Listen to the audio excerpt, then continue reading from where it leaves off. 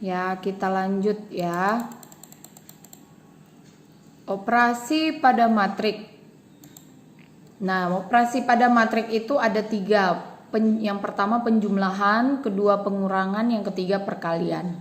Yang pertama ini kita belajar operasi penjumlahan matrik. Di sini diberikan masalah contoh ya. Nah, ada 2 buah toko kue. Jadi ini nanti kalian buka di buku kalian bab ketiga halaman 86 kalau sudah dibagi bukunya. Tetapi kalau belum, ini aja ditonton pelan-pelan ya.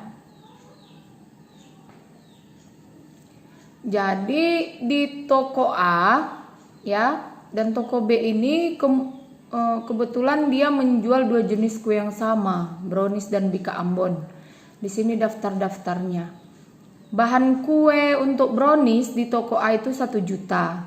Untuk bika Ambon dia 1.200.000. Ya, biaya untuk juru masaknya, chefnya brownies 2 juta, bika Ambon 3 juta, ya.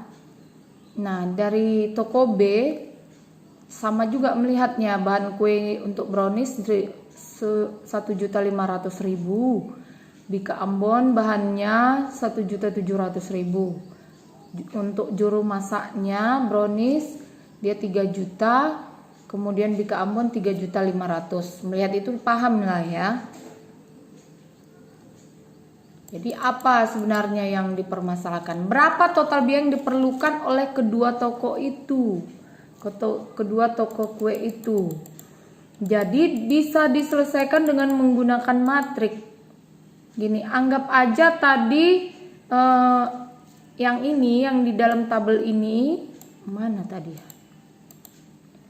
Kita buat dalam bentuk matrik. Tadi kan sudah Ibu kenalkan bahwa matriks itu deretan angka yang disusun berdasarkan baris dan kolom, kemudian dia di dalam kurung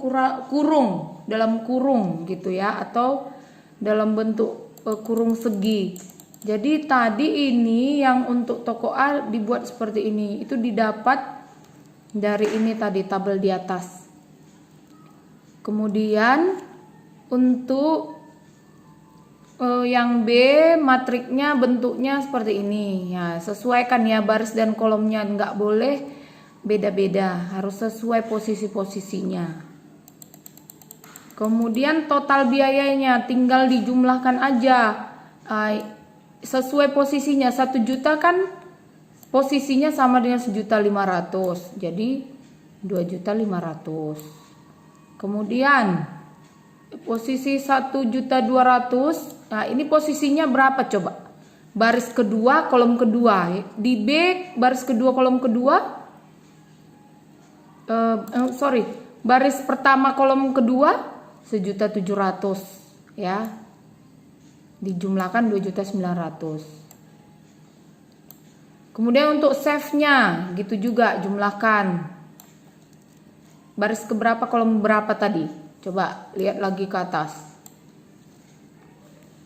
Baris kedua kolom pertama ya, baris kedua kolom pertama ini 3 juta, ini 2 juta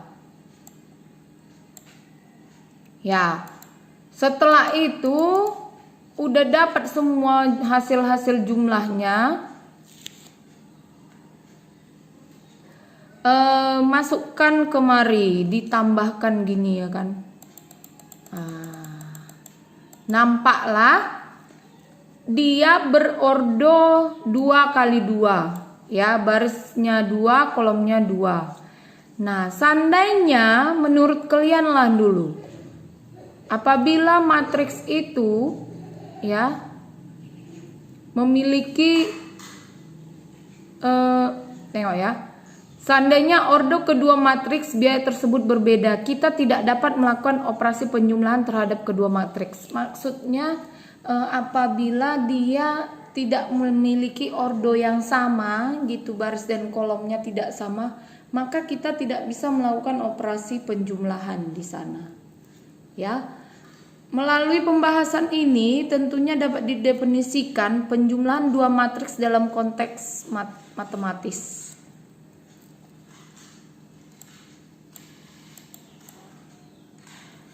Oke, catatan.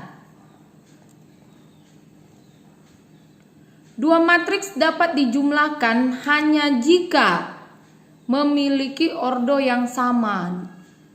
Dan ordo matriks hasil penjumlahan dua buah matriks adalah sama dengan ordo matriks yang dijumlahkan. Maksudnya gini, apabila ada dua buah matriks kita mau jumlahkan, ya, dia harus sama dia ordonya, matriks A dengan matriks B, supaya nanti hasil penjumlahannya juga memiliki ordo yang sama dan bisa dijumlahkan.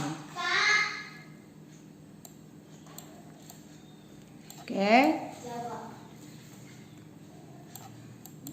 Nah, lanjut. Operasi pengurangan. Jadi nanti materi kita ini sampai operasi pengurangan dulu ya. Untuk operasi perkalian kita lanjut minggu depan. Sama juga seperti penjumlahan, dia ordonya harus sama. Jangan goyang kau, Catherine.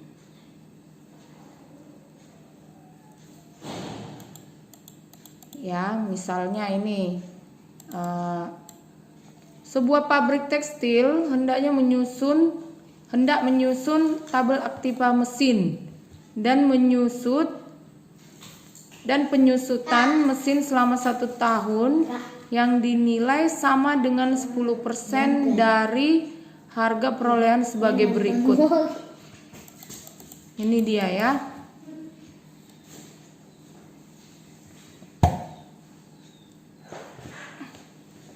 Ini mesin A, ini mesin B, ini mesin C. Ini harga perolehannya, maksudnya pertama sekali dibeli. Jadi setiap tahun dia menyusut, tahun pertama dia menyusut jadi 2.500.000 penyusutannya, harganya gitu. Ya. Berarti ini nanti kalau mau kita jual harga bakunya berapa ini kira-kira? Ya, 25 juta dikurang 2.500.000 gitu kan? Nah, karena kan nggak mungkin kita menjual barang yang sudah kita pakai dengan harga aslinya, pasti ada penyusutan dari benda itu. Dia karena udah bekas, kita hitunglah nilai penyusutannya ya. Lengkapilah tabel tersebut dengan menggunakan matrik. Nah ini gampang ini ya. Ini anggap dulu matrik A, harga perolehan ini. Oke, bisa kan? Kemudian untuk matrik B harga penyusutannya. Jadi untuk mencari harga bakunya kita tinggal kurangkan.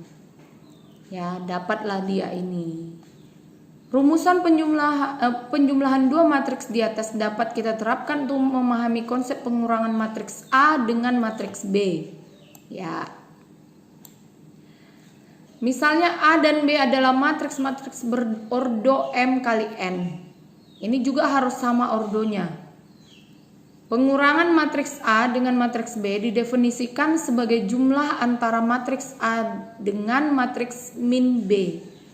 Jadi rumusnya A kurang B sama dengan A tambah min B.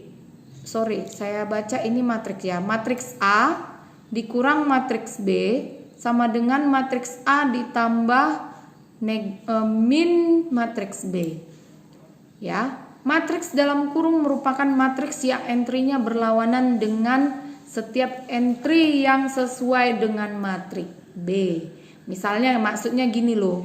Kalau misalnya matriks B dia min 2, berarti kalau min B dia 2 gitu ya. Atau misalnya matriks A 3, maka min A dia jadi min 3 gitu ya. Salah dipahami. Oke, untuk yang mau kalian kerjakan, bentar ya.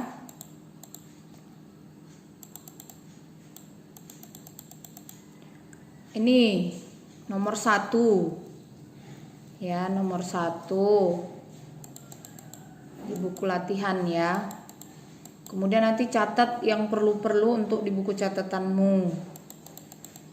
Kemudian